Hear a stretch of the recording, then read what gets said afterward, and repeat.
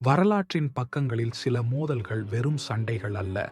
அவை அறிவியலையும் கலையையும் அதிகாரத்தையும் மறுவடிவமைத்த மாபெரும் மோதல்கள். இந்த மோதல்கள் எப்படி உலகை மாற்றின என்பதை அறியத் தயாரா? தாமஸ் எடிசன் நேர் மின்னோட்டத்தை டிசி விரும்பினார். ஆனால் நிகோலா டெஸ்லா மாறுதிசை மின்னோட்டத்தை ஏசி முன்மொழிந்தார். இது மின்னோட்ட போர் என அறியப்பட்டது. எடிசன் மக்களை பயமுறுத்த விலங்குகளை மின்சாரம் பாய்ச்சி கொடூரமாக காட்டினார். ஆனால் டெஸ்லாவின் ஏசி தொழில்நுட்பம் இறுதியில் வென்றது. இன்று உலகம் முழுவதும் டெஸ்லாவின் ஏசி மின்சாரத்தால் இயங்குகிறது.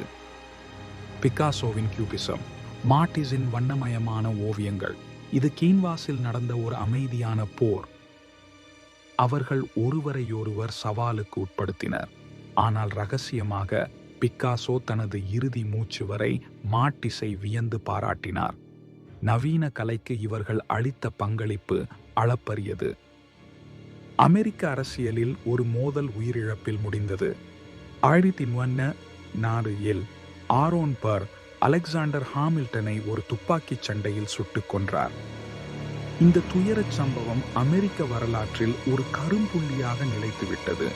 இது அரசியல் போட்டியின் உச்சகட்ட வன்முறையை காட்டியது.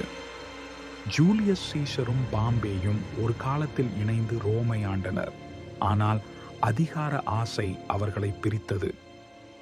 அவர்களின் உள்நாட்டு போர் ரோமானிய குடியரசின் முடிவுக்கு வழிவகுத்தது. இந்த போரில் சீசர் வெற்றி பெற்று தனிப்பெரும் தலைவரானார். இது ரோமானிய பேரரசின் தொடக்கத்திற்கு வித்திட்டது.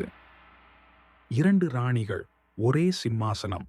இங்கிலாந்தின் எலிசபெத் ஸ்காட்லாந்தின் மேரியை தனக்கு அச்சுறுத்தலாக கருதினார். அவர்களின் போட்டி அரசியல் சூழ்ச்சிகளால் நிறைந்தது. இறுதியில் மேரியின் மரண தண்டனையுடன் இந்த வரலாற்று போட்டி முடிவுக்கு வந்தது. இது இங்கிலாந்து மற்றும் ஸ்காட்லாந்து உறவுகளில் பெரும் தாக்கத்தை ஏற்படுத்தியது. இந்த மாபெரும் மோதல்கள் வெறும் தனிப்பட்ட சண்டைகள் அல்ல. அவை உலக வரலாற்றின் போக்கையே மாற்றியமைத்தன.